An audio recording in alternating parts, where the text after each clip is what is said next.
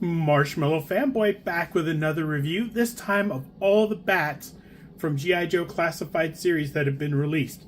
Now, as of this recording in January, I think today is the 7th, January 7th of 2024, I don't think that they've announced any new bats, but I'm looking forward to seeing what else they can add to the line.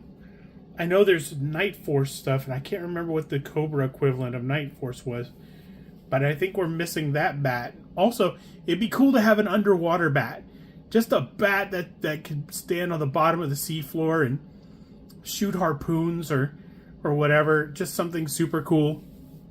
But that hasn't been announced yet. So we have two in the window package, which is the original bat and the Python Patrol Target exclusive bat.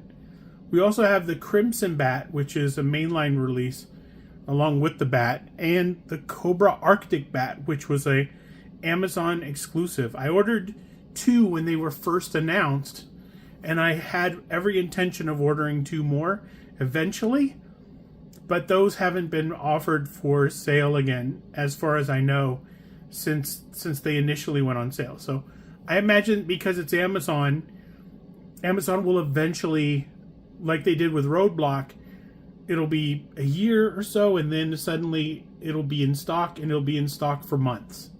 And you'll be able to get as many as you want of the Arctic Bat. But until now, I think it's tough to get the Arctic Bat. So the windowless packages, the Crimson Bat has artwork on the front, and of course, product image on the back, or at least a computer rendering. I can't tell the difference with everything that you get. And the bats are all pretty standard. You get a regular bat, you get a damaged head, you get a covering for the electronics and a damaged covering for the electronics. You get a backpack that'll store everything, a pistol, a claw, a laser, a flamethrower. I think that's what the middle thing is a laser. And you get that pretty much with everything, except the Arctic Bat that has a sniper rifle, which is very cool. And it looks like an extra hand. I don't know. It's kind of an extra hand here. Of course, this one has the product image on the front and a little bit of artwork there, and a cool artwork on the side. Of course, they all have that cool, well, it doesn't line up anymore. Now the other side is where you get the barcode and stuff. They changed it with some of the paper packaging. But back to back, you can see the artwork. And of course, the bat is right down here. It doesn't even take up the entire side image, which is a little disappointing. But just a little, because I'm out of box and I'm not going to keep this anyway. But for this one, you get two heads. I don't think either one of them are battle damaged. But you get an extra hand, and I don't know. He comes with two hands already. Oh, I see. Because he comes with a chainsaw on. The hand's not extra. It's just replaced by the chainsaw. So he has a slightly different loadout. He has the rifle. He has whatever that is. Rockets or ammo for maybe that. Of course, for the Arctic, appropriate to have something cut through the ice with. Has the backpack. It's very cool. It's my first time opening an Arctic Bat. I think for this channel I've opened one of everything. Have I? I have opened one of every bat except the Arctic Bat. Again, I only have two of the Arctic Bat. And some of you are like, boo-hoo, I have none. Shut up. So this bat, it's the classic kind of first run of the series. Oh my gosh, that artwork is kind of lousy too. Oh, I see. He has the Crimson Bat's artwork. You see the laser here and the laser on the side for the bat, and you can see, yeah, it's just this, but it's dyed red. I didn't notice that. That's a reuse of the art. So they didn't generate new art for this. They just used existing art and recolored it, which I suppose is kind of cool. Let's see, that's there. This just kind of wraps around. that image wraps around. But this image is definitely the same as this image. Anywho, we'll see on the other one. Oh my god, is that almost the same too? On the Python Patrol bat, looks like, yeah, it's the same. It's the same artwork. Okay, that doesn't wrap around, but on the regular bat, it does wrap around. So the Python Patrol just has different colors. It has the Python Patrol logo, but it's the same artwork. Let's see if the Arctic bat has different artwork, and it does. It does have distinctly different artwork. That's very cool. Yeah, I don't have a big problem with reusing the artwork on the first bat for the Crimson bat and the Python Patrol bat. I get that the whole point of repaints is to keep the cost low. You know, you recolor it, and you know, they paid a guy to recolor it. They paid a guy to, you know, redesign the package a little bit. And you can see for the paper ones, the boxes are a little bit shorter and they're a little bit narrower. So here's the bat, and here's the Arctic bat next to it. Let me see if I can line that up so you can see, sort of know. I line these up on the side like so, and then it's shorter, and you can see a little bit extra of the box. So windowless packaging does save some material on packaging, and I'm for it. If I could order it directly from Hasbro in pretty much a paper bag and get, you know, 10 of them in a 6x6x6 box or something, well, 10 of them wouldn't go in that. A 6x6 by, I don't know, 12, I don't know, whatever it takes. I would love to open a box that I didn't have to open up all the individual boxes. I could just unwrap it. That would be cool. I do remember, because I grew up in the 70s, that when I did the mail-in stuff for G.I. Joe, they would send me figures in a bag. It would be a box with a plastic bag inside, and they sent it through the regular mail. It was unprotected. So I was opening up hooded Cobra Commander, and I think the jetpack jump was, I can't remember if that was through the mail. There was some like parasailing thing that was through the mail. I can't remember what that was. But there were a couple G.I. Joe things through the years that just came bagged, and I'd love to return to that. But until now, what we have is the paper or the plastic free packaging, and we're moving back to the plastic packaging this year. So 4 bats total. I've totally got off on a tangent. 4 bats total, and we're going to take them out and see what we think of them. Okay, now that they're out of the package, let's take a closer look at Python Patrol bat, Crimson bat, and Arctic bat. Let's start with the Python Patrol bat, an oldie but a goodie. About a year or two old now. Comes with a chest plate. This is Python Patrol. Comes with the claw, the pistol that can go in the holster if you wanted to. Also comes with either the drill bit or the laser. Comes with a flamethrower and a hand. Right now, I've replaced his hand with a claw, so his hand is in his backpack. But he is the only bat who can store everything on him all at once, because he doesn't have any damaged pieces. He doesn't have any extra head or extra chest plate or anything that you can customize him a little bit with. Probably because maybe Python Patrol bats are invulnerable. I don't know. Maybe they are the best bats ever. Or maybe you can take somebody else's damaged chest plate and put it right on the Python Patrol plate, which is absolutely a possibility. All these parts most of the parts are swappable.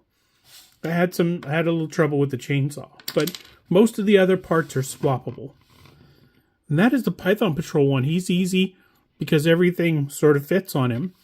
We take his gun out. On all the weapons, the finger goes through the trigger guard, except for maybe the long gun on the Arctic one. It's hard for him to hold, but he's also bending the stock. So the weapon's a little flimsy. It's hard to get into position. Well, maybe hard for me to get in position. For the Crimson Bat, he does have a damaged head. It looks like this. A lot of scoring on the side. You can see the eye is exposed there. And of course the plate has holes in it. And the Cobra logo is very dented in and distressed. I have the other Cobra logo on top over the gears. But I also have him fully geared from there. The gun is here instead of in the holster. I have the flamethrower on his arm. I have the extra hand in the backpack. The laser/drill in the backpack. The claw in the backpack. And that is a full loadout for the Crimson Bat. Besides, the damaged pieces. Undamaged, this is fully geared. Damaged, you would just have to trade the chest plate and the head. Or you could just leave the chest plate plain and make the head. You can customize it any way you want as far as your collection demands it. Remember, enjoy your toys. So that is the Crimson Bat. The original bat comes with a cover that's plain, no logo on it, that covers the gears.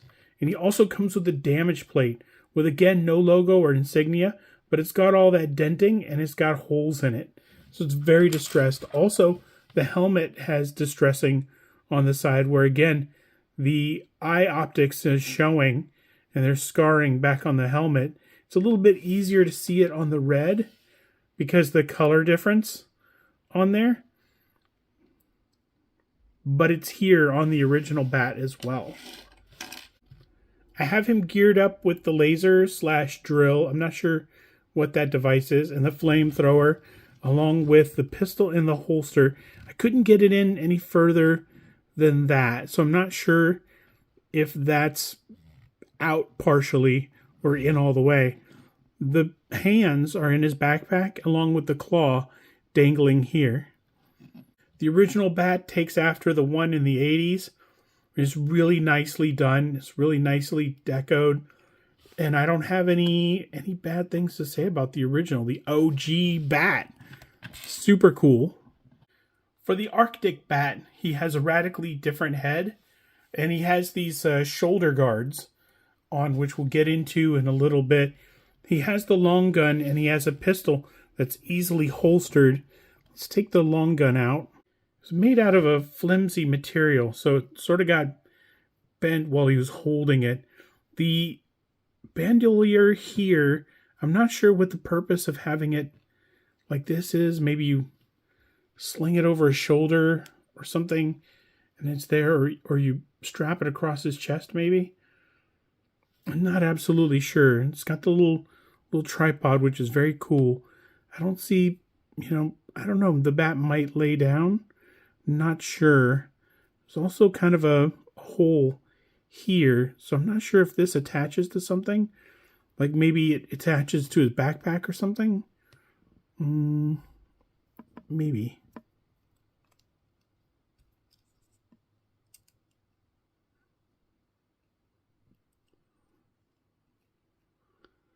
Oh, maybe you can hang it off his backpack. I don't think that's the intention, though. If you don't put the chainsaw on his arm, there's no place in the backpack for it. The backpack is too small. There's a kind of this attachment or the little exhaust hose that comes out. It doesn't really let you have any space to... Did I just do it? Did I just do it on camera? Oh, beefs out the backpack a little bit. I guess it does go in, but that was a pain in the butt. I couldn't do it the first time. And also, it, unlike some of the other accessories, it doesn't plug in here. It just falls right back out. So it doesn't plug in there. Like I said, it has this thing on it, which is probably to deflect bullets or to... I'm not sure what it would be for, but it's really cool. I like the colors in the chest. I like that light blue. I love it in the helmet, too. The helmet says Arctic Polarized on the helmet. The helmet says Arctic Polarized on there. And the electric panels or covers that we get are, we get this white one that's dented and has holes in it. We also get the one with the Cobra logo, but we also get this brand new plate that looks like it's all kind of grenades and charges. Looks like, you know, maybe there's a bulletproof vest or something, and it looks like it's just gear and clips for the rifle stuff. I've never seen it before. It's really cool, and it goes onto his chest really easy. It's very cool. All of these bats are great for collecting. They're great for army building. You have so many display options, and you can mix and match parts. So you can have one dude just armed with 2 flamethrowers, one guy armed with all claws. You can do, you know, you can customize them and put a damaged blackhead on the crimson one, make it look really kind of janky and sort of unprepared. You can also put the damaged one on like the Python Patrol one, because it doesn't really violate the color pattern that much. The polarized one is really cool. That can probably be attached to just about any of them if you're going to deploy them. It's really cool. You really have a lot of options with all of these. They really did a good job army building. I think with things like Cobra officers and Cobra troopers, they didn't give you any extra heads or any other way. They're sort of carbon copies of each other, and they don't give you sort of any damaged pieces, so there's no real way to sort of have a point of difference between them. But these you do. These are absolutely customizable. They look great on your shelf, and you should get, I mean, reasonable amount. Like, don't get 7,000 if you have, you know, $10 left in your bank account or anything. But I'm saying, like, if you think, oh man, I'd like to have 4 of one of them, have 4 of one of them. If you want 10, I mean, make sure your display is big enough. Maybe you're 3D printing a USS flag at 6 inches. I don't even know how many feet that would be. 8 feet, 10 feet flag. I don't know. But if you got that scratch, you got that space, go ahead and get you an army of bats. The bats are one of the coolest army builders from Cobra and from Hasbro, and they're really cool, and I'm looking forward to adding more different bats to my collection in the future. And until next time, enjoy your toys.